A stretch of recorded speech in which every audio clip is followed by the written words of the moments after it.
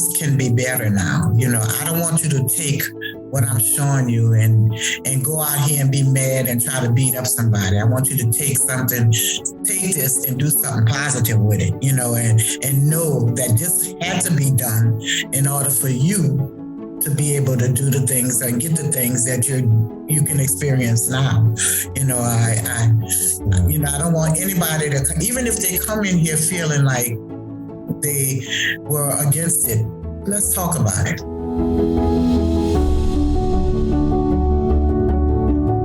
Welcome to Empowering Leadership, a podcast from Dorrier Underwood. Join us as we explore new perspectives on leadership and discover what it takes to be effective as a leader. Here's your host, Doug McVadon.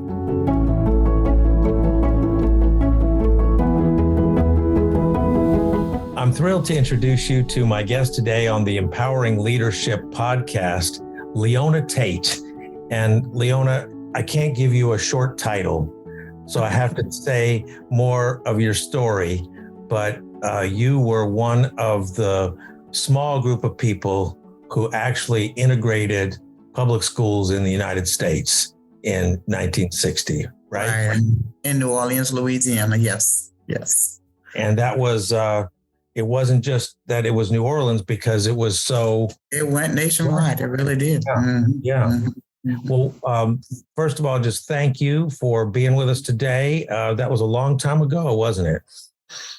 Yes, it was, but it seems like yesterday sometimes. Yes, especially with what's happening in the country today. It seems like here we go again, doesn't it, in some ways? This November will be 62 years.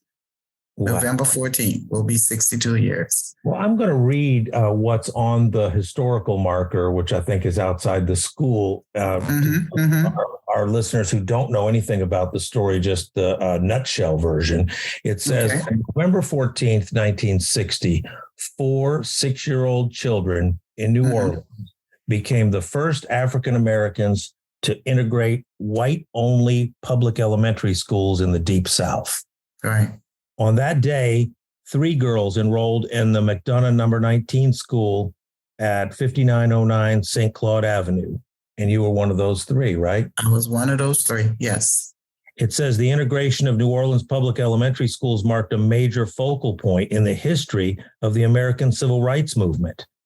With worldwide attention focused on New Orleans, federal marshals wearing yellow armbands began escorting the girls to the schools at 9 a.m. By 9:25 a.m., the first 2 public elementary schools in the Deep South were integrated.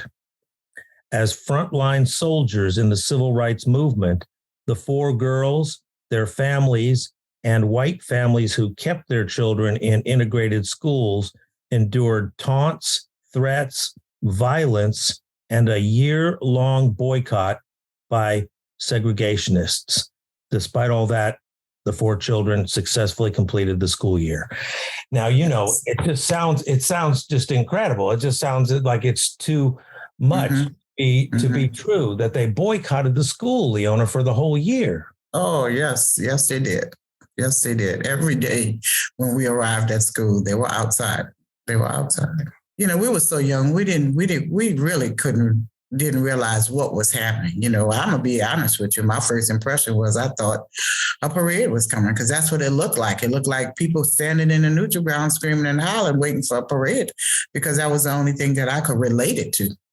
I've heard you say that in one of the documentaries that you actually thought as a 6-year-old, that your mother was taking you to see a parade or to participate in a parade in some way, because why else would people be lined the streets like that? Right. We're making noise, and I couldn't understand what they were saying. I saw police on horseback and the same things I would see at a parade, and that was the only thing that I could relate it to, and when I asked my mother about it, I wanted to know why I had to go to school on Mardi Gras and everybody else got to watch the parade. It didn't dawn on me that everybody out there were white, and she said, no, that's not the case, so It's so fascinating, isn't it, Leona? Put yourself back in those shoes. You can actually remember not understanding that it was hate that was directed at you and that they were cursing and saying all the things that they were saying. You know now from studying history and from seeing some of the footage, I imagine. You found out later. When did you find out that it had been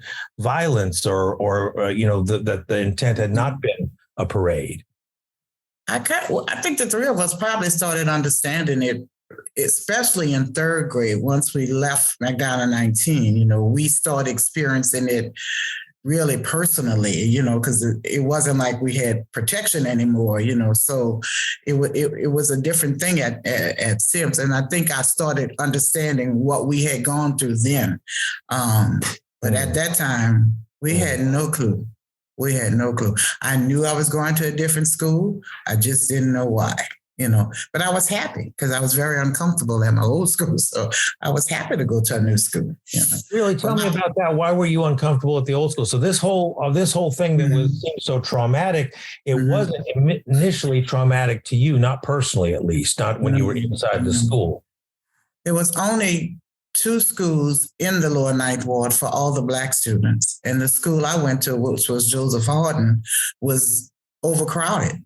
And we were on a system that was called the platoon system because there were so many students, we couldn't do a one-day schedule. They had to split the day up. So some students came to school in the morning and some went in the afternoon. And I just remember being so uncomfortable because it was just that crowded.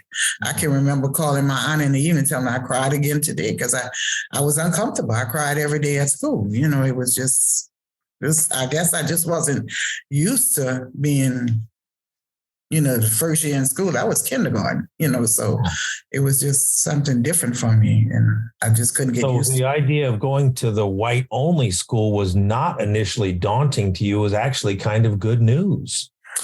And it was really, going to that school, not realizing that there weren't going to be any other students with me. I didn't know I was going to be that alone, or we were going to be that alone. It was a full body of students when we got there, but once we got in place in the classroom, they left. They left by 3:00 the first day we got there. So that meant we were in school alone for a year and a half. For a year and a half? A year and a half. Yeah. Were you taught? Were you actually taught? Oh, we had an excellent first grade teacher. Really? Excellent. She was more motherly than a teacher. So I know when she went home in the evening, she caught a lot of flack because I kind of remember reading a little bit about it. The teachers were expected to protest too. They were supposed to leave when we got there, but they received a telegram that morning ordering them to, if they didn't stay in class, they wouldn't have a job. So the 3 of us were in Miss Meyer's class. That was the teacher's name, and she did her job. But the other teachers were in their class with no students. So they just came to school. This is so bizarre. It sounds like a science fiction movie. Some of the teachers would come to the empty school and stay in the classrooms with no students all day for week after week, just to make this, just to not integrate, just to not integrate. Exactly. Yeah. Leo, it's hard for me to get that, and I was around it, and I have my parents' generation, and I come from Louisiana, and I can feel the vestige of it, but I can't put myself in that mode of hate, like the thing you described about you were afraid after. So let's just paint the picture for people. You were in the empty school for a while, but the real challenge for you, as you've shared, was when you went to the full school with all the white kids in it. That was third grade. Yeah. And the reason we had to leave is because when students started coming back in our second year at McDonogh 19, it was after the Christmas holidays. It was mostly Black students. There was only 2 white students that came back. So McDonogh 19 had become a Black school. So the thing was to keep us in a white school. So that's why we were transferred to Sims school. And this time, we had never experienced anything like that. I can't even describe the hate that we saw from teachers and students at that school. It was unreal. It was just unreal. We were deathly afraid to do anything over there.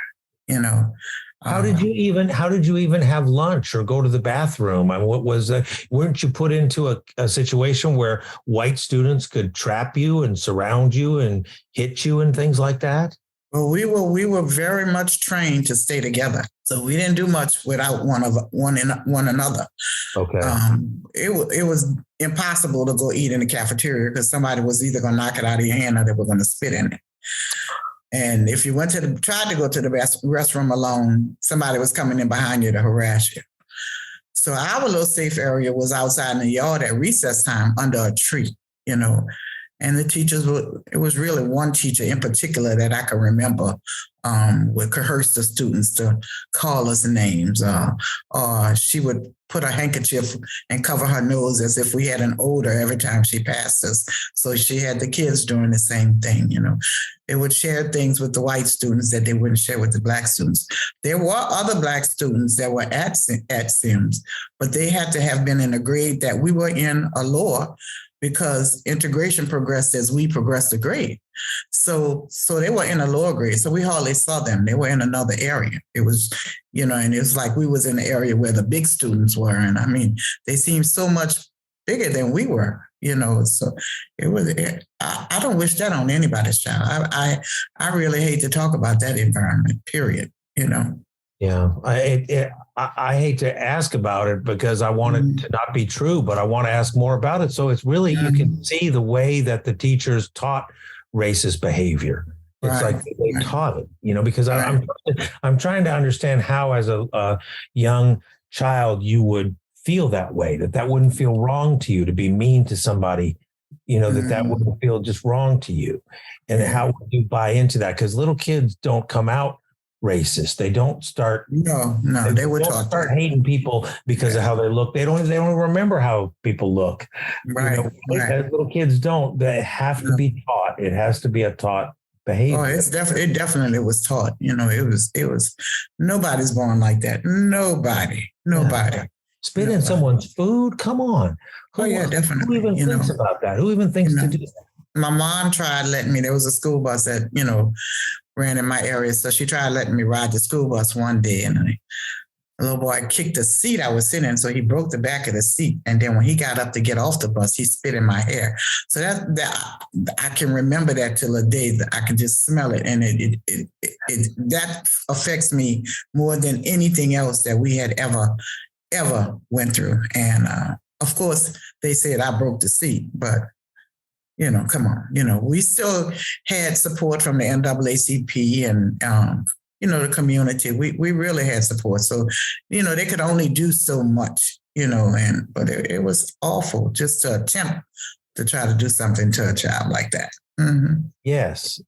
And now, how could it be that there were only the three of you? How did that decision get made? I keep hearing about these, like the Dorothy Counts. You probably know her in Charlotte. She was the one who integrated schools here, and they have a picture of her walking by herself.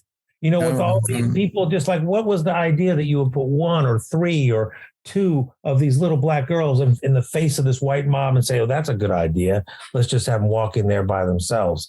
I guess you obviously. Well, we had U.S. Marshals, so. And they did a fantastic job. Did they? Awesome job. So we were well protected. Even our homes at night were secured by the New Orleans Police Department.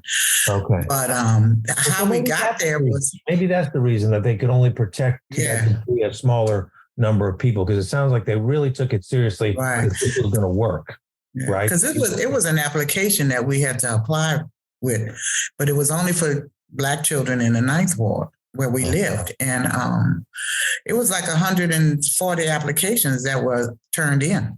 They only accepted 5 and only 4 participated. They wouldn't let one little girl participate and she would have been with Ruby at France.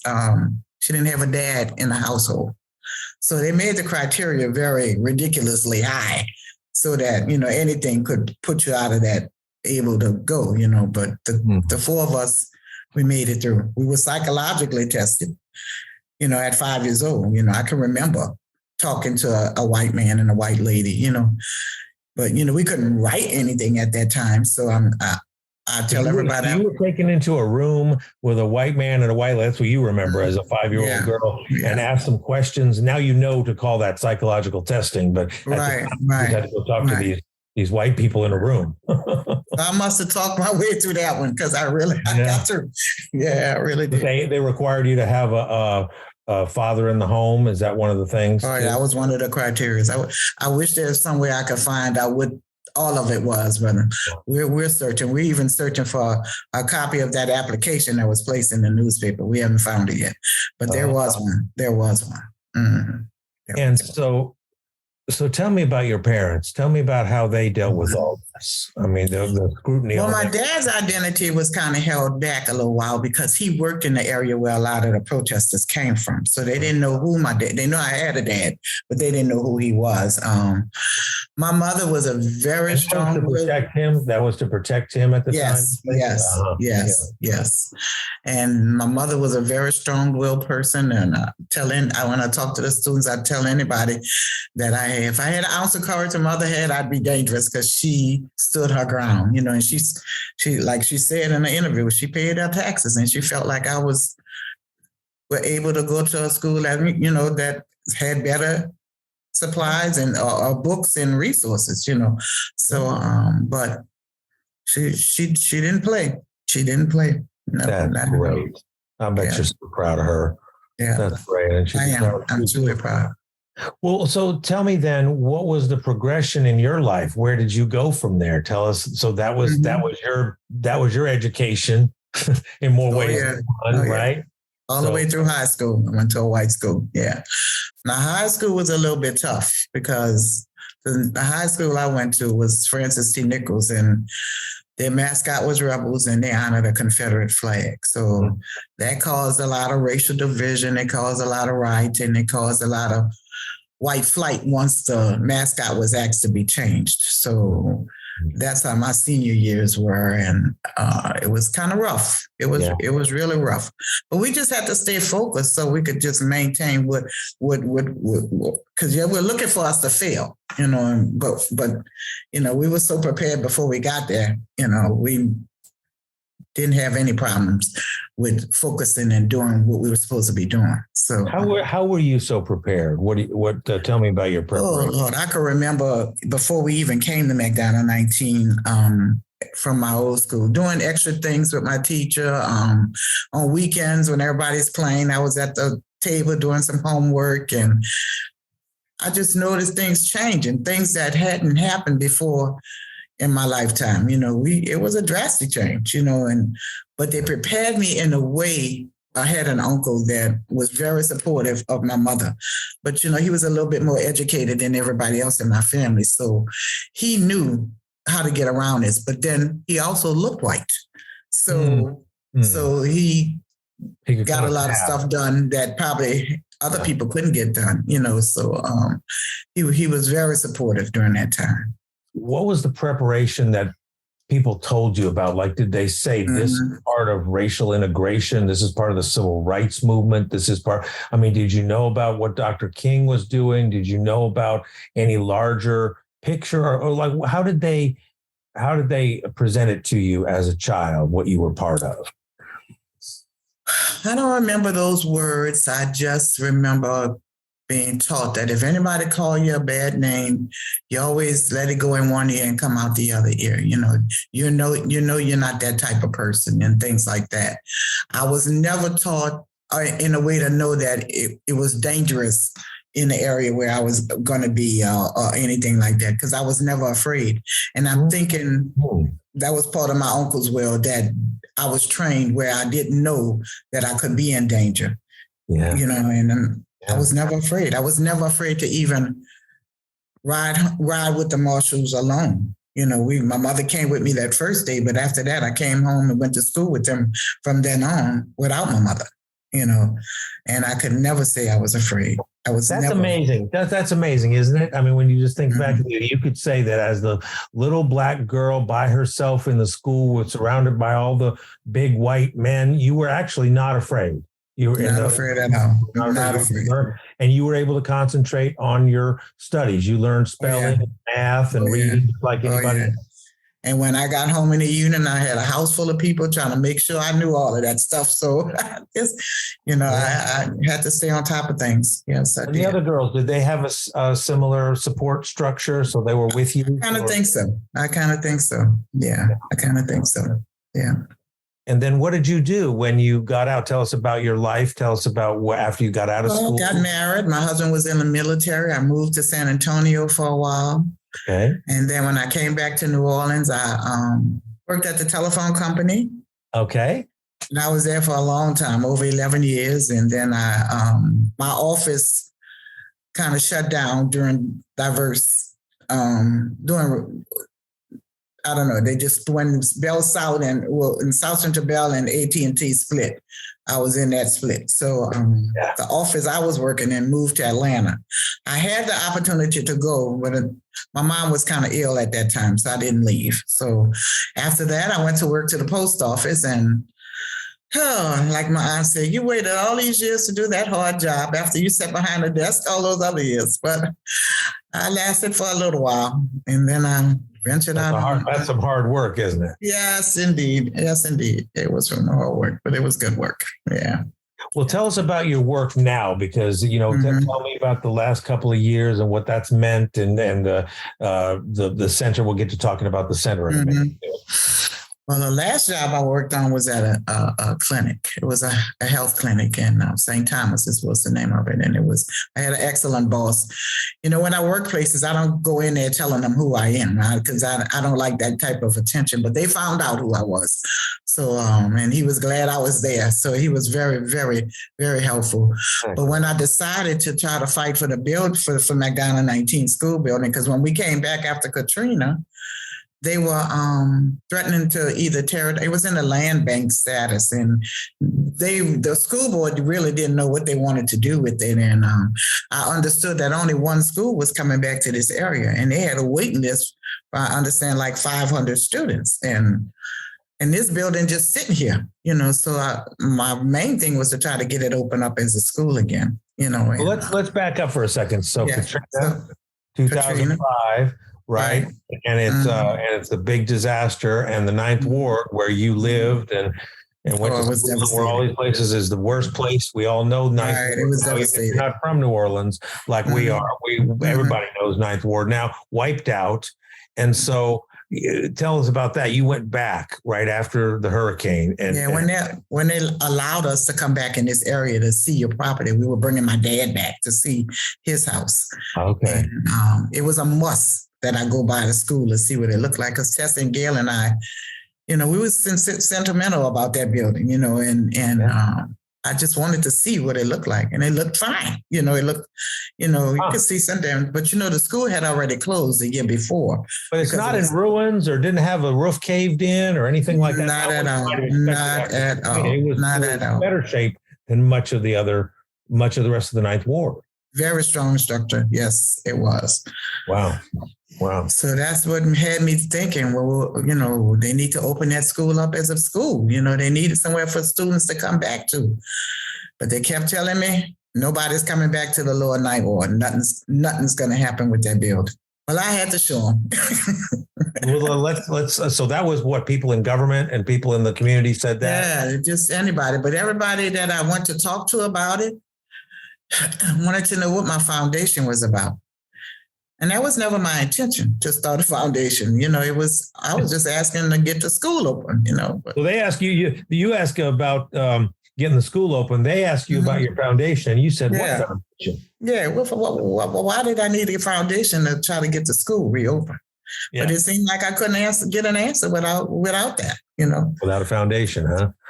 And so what did you start? A foundation.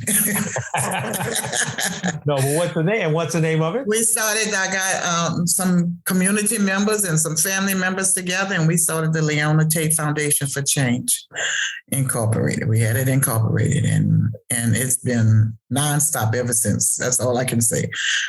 So now the Leona Tate Foundation for Change is not just about McDonogh Elementary anymore, is it? Well, it owns the building. Yeah. The foundation's still here. You know, we have an office in the building, but I'm saying it's not only about that anymore. No.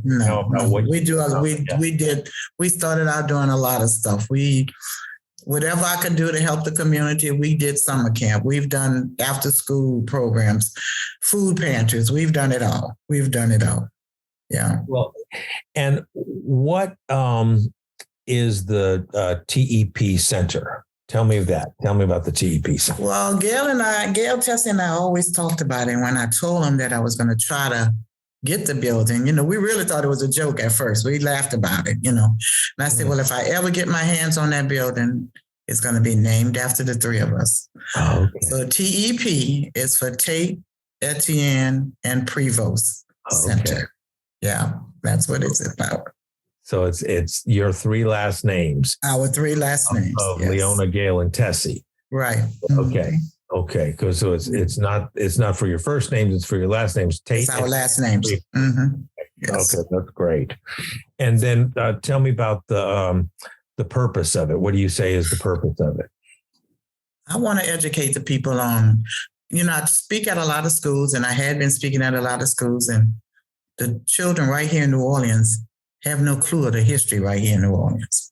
They knew nothing about me, or the three of us here. Everybody, you know, they knew about Ruby, but they knew nothing about the same day, the same procedure happened right here where they live. And that kind of was not right to me. You know, it wasn't fair to me. And if the schools are not going to teach it, then we need to have somewhere for them to learn. After talking to the school board, I knew if I got my hands on this building, it needed to be something educational.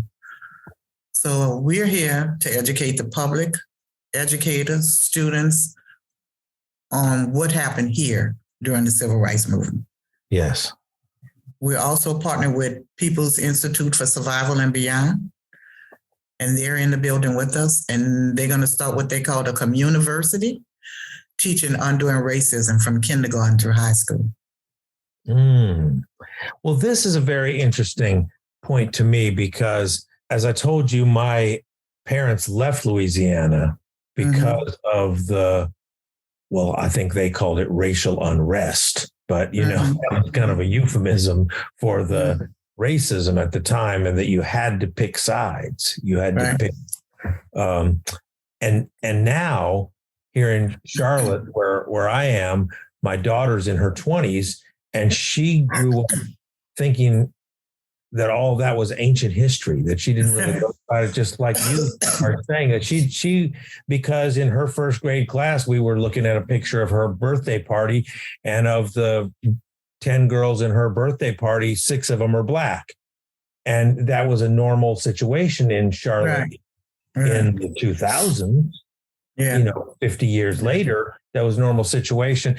And so it's hard for her to, you know what I mean? It's hard for her to feel the pain, to feel that there's a problem even. And even when she hears about the police and the racial injustice in that, she still has sort of an arm's length relationship. Like, that's not my people. That's not people I know. That's people. That's those weird racist people that are somewhere else. I'm like, well, no, it's your neighbors. Is who it is. It's the people. You know, it's right. And that's a hard case to make, Leona, to young people, isn't it? Sometimes. Yeah, it is. It really is. You know, when I really remember speaking to a class, and the children think things like that happened so long ago that it was during slavery and things like that. The little boy asked, well, we thought y'all were dead. You know, they really think it was that long ago.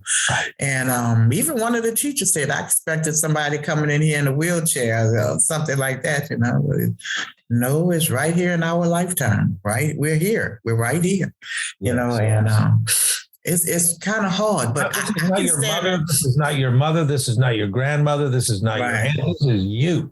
You're talking about what happened to you. I mean, but it really is. The kids don't really get that. They don't really get that it happened from people walking around today. And that's why I say, I can talk till I'm blue in the face. They're not going to get it. They need to see it. So when they come in the TEP Center to do a tour, we show them a film, and they really see what happened the day we walked in here. and their impression of what happened is totally different when they leave out of here. Yeah. It's totally different. Yes. And so what kind of programs do you have there? Is it, do school children come and they can do it as part of, how does that work? It's similar to, we can't call it a museum because we're not doing any archiving or anything like that. Right. But we do have renderings of what the exhibits here are going to look like. Okay. Our phase 1 will be upstairs in the area where the principal's office is in our first grade classroom. So we'll be fabricating that in the near future. In fact, the fabricator will be here on November the 1st. So, and he's ready to get started. So, but we have... You are going to reconstruct. You're going to do a full reconstruction so people will be able to see what it was like for the three of you. Right. Exactly. I definitely want our first grade classroom to be set up just the way it was when we were there. It's so great that it's not having to be your descendants that are setting this up. It's so great that because you know what it was really like. Right. And a lot of it had to be memory because we had no pictures, Yeah. Mm-hmm. And, it sounds like a terrible thing to remember hate and to remember hatred and to talk in details about what people said and did. But I must tell you, Leona, I keep finding the older I get that it's important. It's like you got to say what actually people felt because it's so hard to imagine it. I cannot put myself in their shoes of feeling that way or what it would have been taught, what it would have been like to be taught to be that way. Yeah. That I would, because as a white boy, I'm clear, I would have been on the other side of that sidewalk and I would have had people encouraging me to taunt you and exactly. And I would have felt like I was part of their group to be against you. I would have just been totally convinced that I should be against you. And because it had to be, because like you said, kids don't come to that conclusion on their own.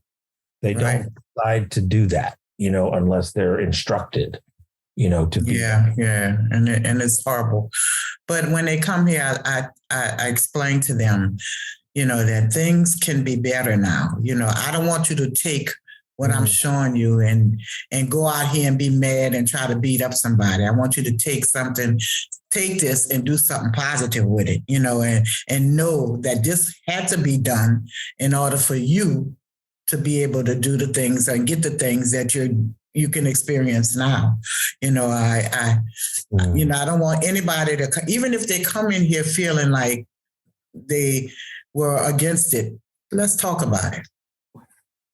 Well, I think it's amazing that you're saying that. That's where I was going is thinking, well, wait a minute, what do you say if someone has an anger response or somebody says wants to get vengeance? I mean, I can certainly understand that, right? I mean, that's going to be right there. So you're saying that you have a different response in mind.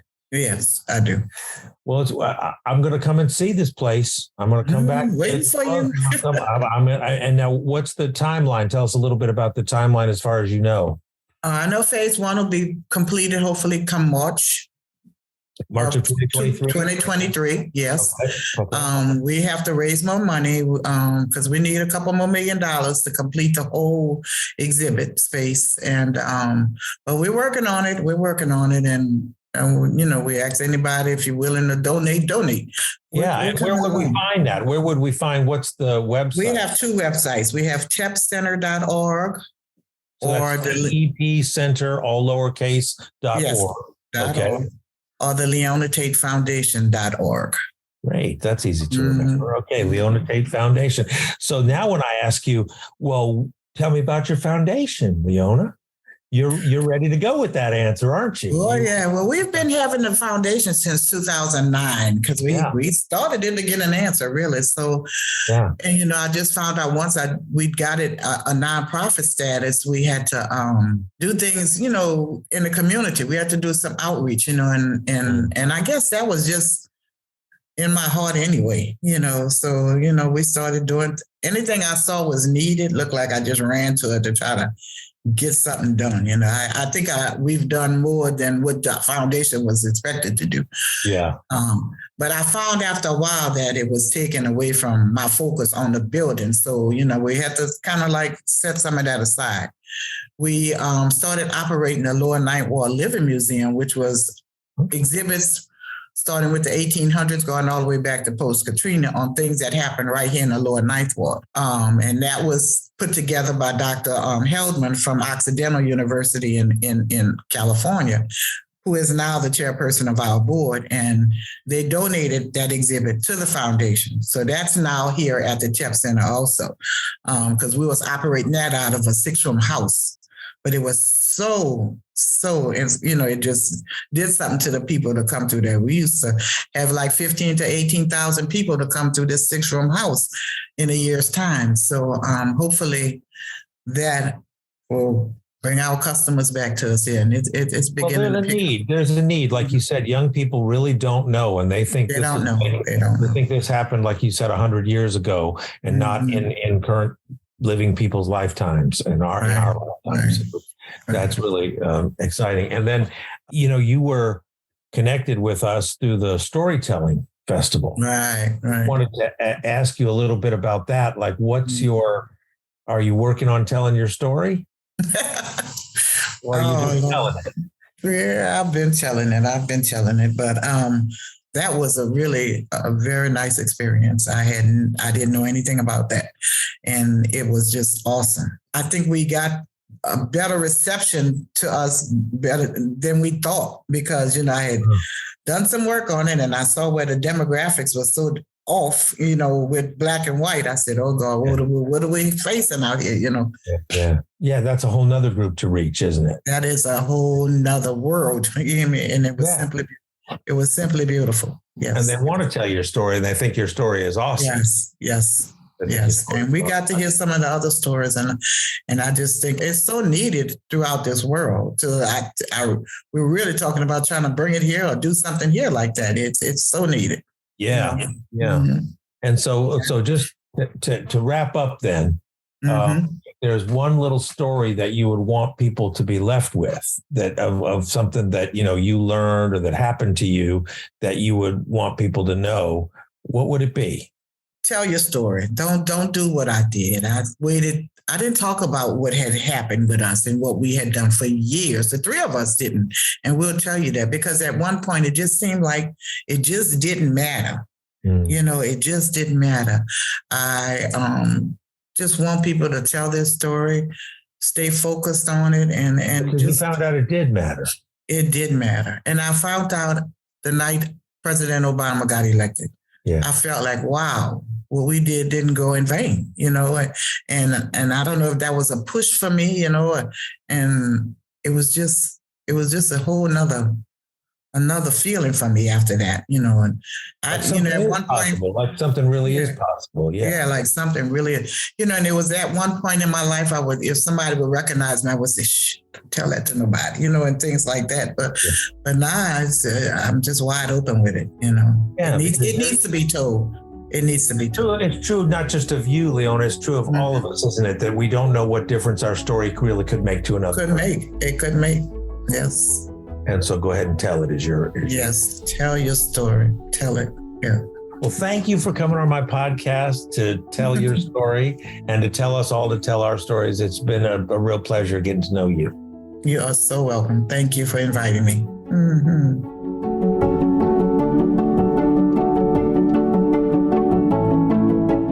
Thank you for listening to Empowering Leadership. If you enjoyed this episode, take a moment to subscribe for free on your favorite podcast platform. Give us a rating and a review so that other leaders like yourself can find us. Sign up for Dorrier Underwood's email newsletter by visiting us at dorrierunderwood.com. Dorrier Underwood serves visionary companies who are serious about realizing their dreams and who are unwilling to settle for incremental results. Our clients are looking for breakthrough results and a deeper sense of satisfaction and fulfillment. To learn more, visit us at dorrierunderwood.com. That's it for now. Go forth and be amazing and take good care of your people. Empowering Leadership is produced by Dorrier Underwood and Andy Go of Gojo Studios.